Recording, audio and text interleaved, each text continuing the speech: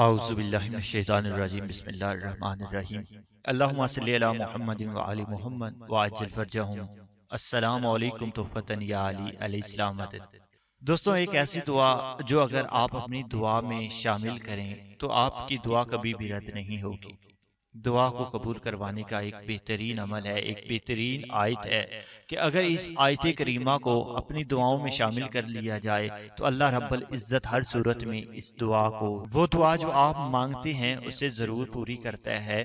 یہ واقعہ دوستوں حضرت یونس علیہ السلام کا ہے۔ انہوں نے ایک دعا مانگی تھی، اسی دعا کا ہم ذکر کریں گے، لیکن اس سے پہلے حضرت یونس علیہ السلام کے متعلق کچھ معلومات جو ہے وہ آپ کو دینا چاہوں گا۔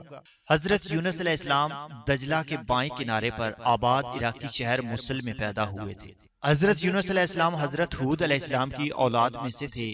موصل کے مقابل ننوا شہر تھا جو اس زمانے میں اپنے عروج پر تھا، اور وہاں قوم سمود آباد تھی۔ ننوا کی آبادی 1,00,000 سے زیادہ تھی، جیسا کہ قرآن پاک میں ارشاد ہے، اور ان یونس کو 1,00,000 یا اس سے زیادہ لوگوں کی طرف پیغمبر بنا کر بھیجا۔ سورہ الصفات آیت نمبر 147۔ حضرت یونس علیہ السلام کی عمر مبارک 28 سال تھی جب اللہ تعالیٰ نے انہیں اہل ننوا کی رشد و ہدایت پر مأمور فرمایا۔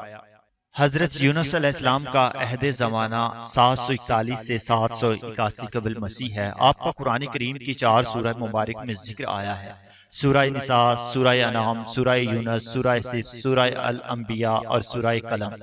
ان میں سے پہلی 4 سورہ مبارک میں حضرت یونس کا نام اور باقی 2 میں ذل-نون اور صاحب الحوت یعنی مچھلی والا کہہ کر ذکر کیا گیا۔ نون بڑی مچھلی کو کہتے ہیں، چونکہ آپ کئی دن ایک مچھلی کے پیٹ میں رہے، اس لیے مچھلی والا کہا گیا۔ قرآن کریم کی 10ویں سورت آپ کے نام پر ہے۔ قرآن پاک میں اللہ تعالیٰ کا ارشاد ہے، پھر اگر وہ اللہ کی پاکی بیان نہ کرتے تو لوگوں کے اٹھائے جانے کے دن تک اس کے پیٹ میں ہی رہتے، یعنی کہ مچھلی کے پیٹ میں ہی رہتے۔ سورہ الصفات آیت نمبر 143 اور 44۔ تفسیر ابن جریر میں حضرت سعد بن مالک سے مروی ہے کہ انہوں نے نبی کریم صلی اللہ علیہ وآلہ وسلم کو فرماتے ہوئے سنا: اللہ کو اس نام سے پکارا جائے تو دعا قبول ہوتی ہے، اور جو مانگا جائے اللہ عطا فرماتا ہے، یعنی حضرت یونس علیہ السلام کی دعا کے ساتھ۔ راوی کہتے ہیں کہ میں نے نبی کریم صلی اللہ علیہ وآلہ وسلم سے پوچھا: یا رسول اللہ، یہ حضرت یونس علیہ السلام کے لیے خاص ہے یا تمام مسلمانوں کے لیے؟ تو نبی پاک صلی اللہ علیہ وآلہ وسلم نے ارشاد فرمایا: یہ حضرت یونس علیہ السلام کے لیے خاص ہے اور مومنین کے لیے عام، جب بھی وہ اس کے ساتھ دعا کریں۔ کیا تو نے اللہ کے فرمان کو نہیں سنا؟ پھر یونس علیہ السلام نے اپنے رب کو تاریکیوں میں پکارا: لا الہ الا انت سبحانک انی کنت من الظالمین۔